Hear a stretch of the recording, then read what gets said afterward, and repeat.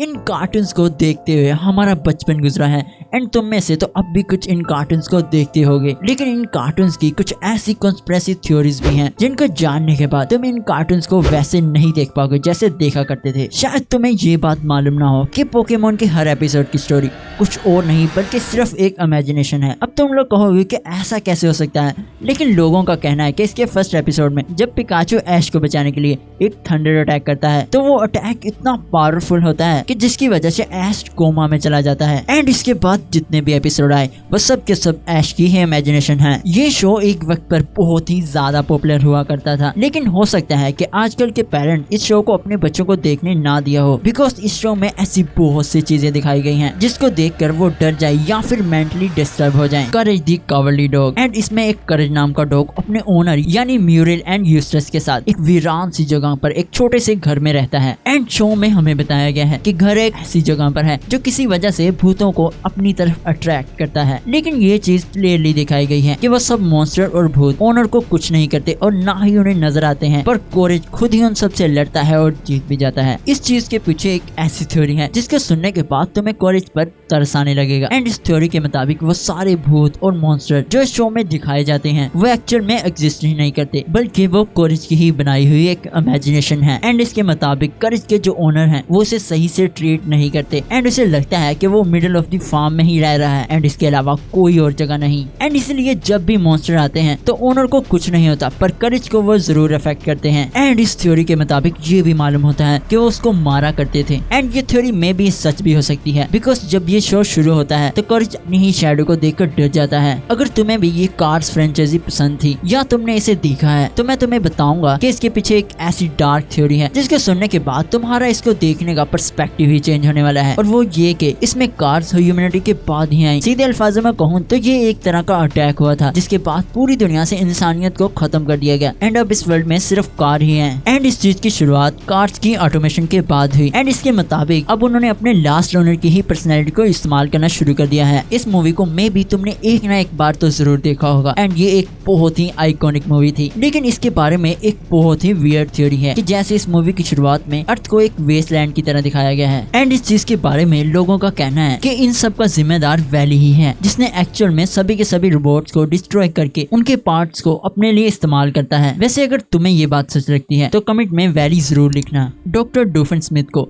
Finney and फर्ब्स में हमें एक बुरे कैरेक्टर की तरह दिखाया गया है, लेकिन इसके पीछे लोगों का कहना है कि ये सब करने पर उसे उसकी लाइफ, रिलेटिव्स एंड पेरेंट्स ने ही मजबूर किया है, क्योंकि कार्टून में जो हमें इसकी स्टोरी दिखाई गई है जहाँ पर उसके पेरेंट्स ने उसे बहुत ही टॉर्मेंट किया एंड उसे एक नॉर्मल बच्चे की लाइफ गुजारने से ना सिर्फ रोका बल्कि उसे अपना बच्चा कहने से भी इनकार कर दिया, जिसके बाद उसने अपनी लाइफ बहुत ही मुश्किल से गुजारी, यहाँ तक कि उसे सर्कस में एक बाहर की तरह यूज किया गया एंड इस सब से वो बहुत ही तंग आ जाता है एंड फिर ही वो ऐसा रास्ता अपनाता है। एंड इस चीज के बारे में तुम्हें क्या लगता है कि उसे ऐसा करना चाहिए था या नहीं, कमेंट में जरूर बताना। ये लास्ट जो थ्योरी है वो तुम्हें उन पिछली थ्योरी से थोड़ा सा अच्छा फील करवाने वाली है, यानी डोरेमोन के लास्ट एपिसोड के बारे में। एंड इसके बारे में मे भी तुमने इंटरनेट पर बहुत सी वीडियोस भी देखी होंगी, लेकिन ये जो एपिसोड है आई डोंट नो टीवी पर आया है या नहीं, बिकॉज मैंने तो इसे पहली बार ही देखा है एंड इस एपिसोड के मुझे तो कुछ ही स्नैपशॉट मिल पाए हैं। इसकी शुरुआत होती है जीनियस नोबिता से, जिसे टीवी पर एक गेस्ट के तौर पर बनाया गया है, क्योंकि अब वो एक बहुत ही बड़ा साइंटिस्ट बन चुका है। हमें दिखाया जाता है कि वो सारे फ्रेंड एक दूसरे को देख रहे हैं, लेकिन सडनली डोरेमोन की बात होती है एंड तब डेगिसुगी बताता है कि नोबिता जहाँ पर इतना डम लड़का हुआ करता था आज इतना बड़ा रोबोट साइंटिस्ट कैसे बन गया है। तो हमें पता चलता है कि एक दिन नोबिता डोरेमोन के पास आता है जियान से मार खाकर एक गैजेट लेने के लिए, लेकिन वो डोरेमोन से तो बात करता है पर डोरेमोन उस चीज का कोई रिप्लाई नहीं देता एंड तब नोबिता थोड़ा सा घबरा जाता है। तब नोबिता डोरेमी को कॉल करता है तो डोरेमी उसे बताती है कि डोरेमोन की बैटरी खराब हो गई है और डोरेमी के मुताबिक डोरेमोन एक पुराना रोबोट है जिसके कान भी नहीं है, यानी जो उसके कानों के सेंटर में मेमोरी सर्किट होता है वो भी नहीं है, और अगर बैटरी को रिप्लेस किया जाता है तो डोरेमोन वो सभी कुछ भूल जाएगा, यानी नोबिता एंड उसके फ्रेंड्स के साथ जो बताए हुए और एडवेंचर्स। पर डोरेमी नोबिता को एक सेकंड ऑप्शन के बारे में बताती है कि या फिर वो इंतजार करे कि टेक्नोलॉजी इतनी एडवांस हो जाए कि डोरेमोन की मेमोरी के साथ उसे ठीक किया जा सके। उसके बाद एक टाइम कट होता है और रिजल्ट के दिन नोबिता ने टॉप कर दिया है एंड अब नोबिता एक बहुत ही स्मार्ट लड़का बन चुका है, पर उस टाइम नोबिता के लिए मास्क मैटर नहीं रखते, मैटर रखता है तो नॉलेज। यहाँ तक कि जब शिजुका उसे हैंग आउट करने का कहती है तो उसे भी मना करके चला जाता है और अब उसकी लाइफ का सिर्फ एक ही पर्पस है, वो अपने दोस्त यानी डोरेमोन को वापस लाना। एक और टाइम कट होता है जहाँ फ्यूचर में नोबिता बेसमेंट में डोरेमोन पर काम कर रहा है एंड सडनली वो शिजुका को आवाज लगाता है और एक स्विच ऑन करता है एंड तभी डोरेमोन ठीक हो जाता है एंड वो नोबिता को पूछता है कि क्या तुमने अपना होमवर्क किया, कि क्या नोबिता तुमने अपना होमवर्क किया है। एंड ये चीज देखकर नोबिता और शिजुका बहुत ही खुश होते हैं और अपने बचपन में वापस चले जाते हैं और एक दूसरे को हक करते हैं। यहाँ पर ये एपिसोड खत्म हो जाता है। बस ये थी मेरी टॉप 7 थ्योरीज अबाउट कार्टून जिनको मे बी तुम नहीं जानते होगे एंड आई होप ये वीडियो तुम्हें अच्छी लगी होगी।